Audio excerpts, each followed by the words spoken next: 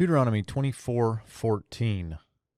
Lo ta'ashok sachir ani ve'evion me'achecha o migercha asher be'artzecha bisharecha.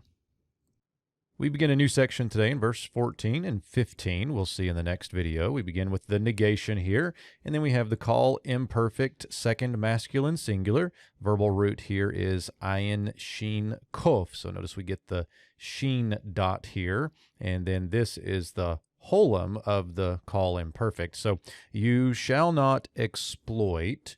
You shall not exploit, and then we get the noun form sachir of the day worker or a day laborer or a hired worker, that kind of idea. You shall not exploit the hired worker. And then we get something like poor or, with the conjunction there, poor or needy, or we might say sociologically lowly or poor. These words are kind of related to one another.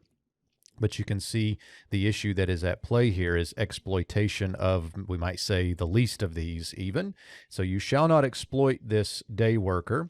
And then we get more specifically, not just any day worker, but exhaustively day workers from your brothers. So this would be something like a fellow Israelite, or from your, to ms pronominal suffix again, your sojourner, your ger. Now notice that this is singular, ger. We've got the echa, not echa. So up here we have plural, your brothers. Here we have singular, echa.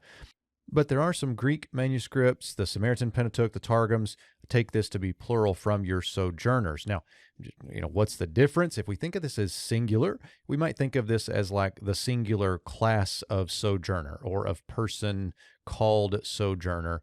Either one will work. I think we get the idea, but notice the extensive nature of who you shall not exploit as a hired worker. Your neighbors, your fellow Israelites, or sojourners, you shall not exploit any of them.